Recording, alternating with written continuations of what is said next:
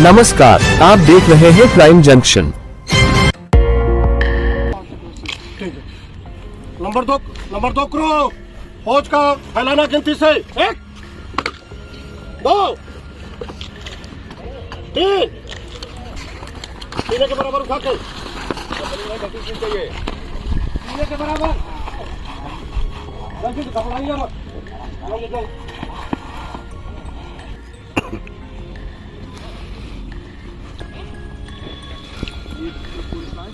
क्या इसका काम है बनाने का, बताओ लड़का। सर ब्रांच बिल्डिंग के अंदर है, तो अंदर हम नहीं फैला सकते हैं किसी की चौथी वस्तु है, तो दूसरी और तीसरी के मध्य में चौथी वस्तु हम फैलाएंगे ताकि आसानी से हम जितनी आवश्यकता होती हो वहाँ तक पोस्टपोन कर देंगे। अप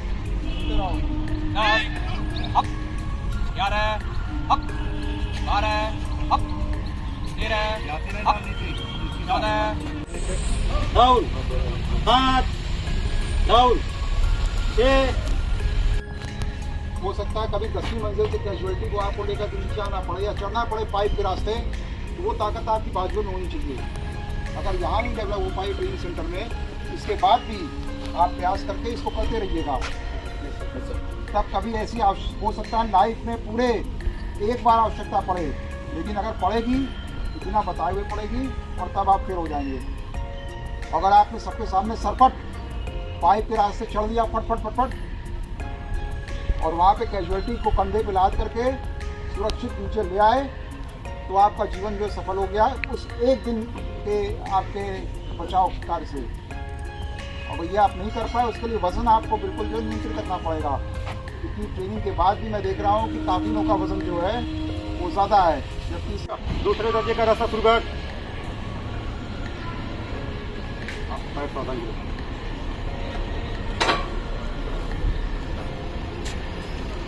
मौके पर पहुंचे तब तक जो है आपको ये जिम्मेदारी उठानी होती है।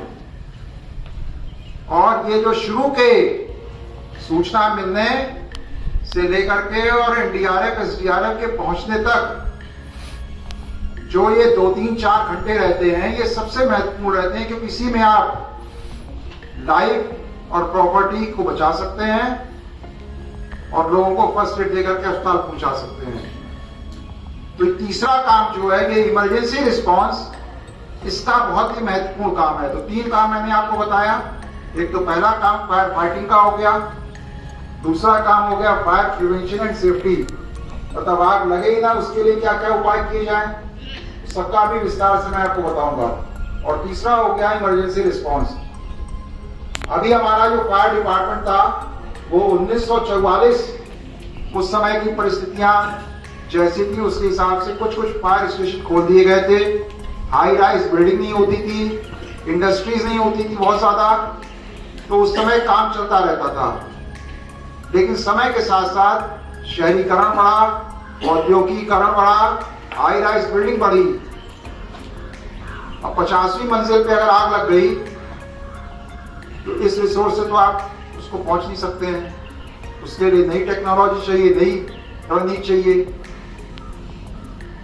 तो इन सबको देखते हुए एक नया फायर एंड इमरजेंसी सर्विसेज का बिल एक्ट जो भारत सरकार ने सर्कुलेट किया था, वो यूपी गवर्नमेंट ने एडॉप्ट करके असेंबली से पास कर दिया है। महामहिम राज्यपाल का अनुमोदन होने के बाद ये एक्ट लागू हो जाएगा। ये सबकी जानकारी में है कि नहीं आप लोगों के?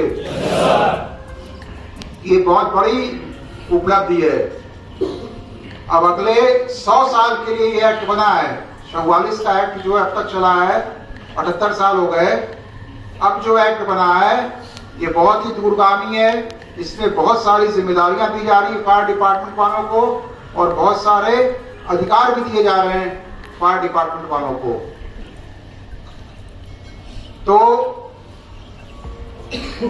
ये तो फायर एक्ट के बारे में मैंने आपको बता दिया, लेकिन जो पहला काम मैंने बताया था फायर फाइटिंग का,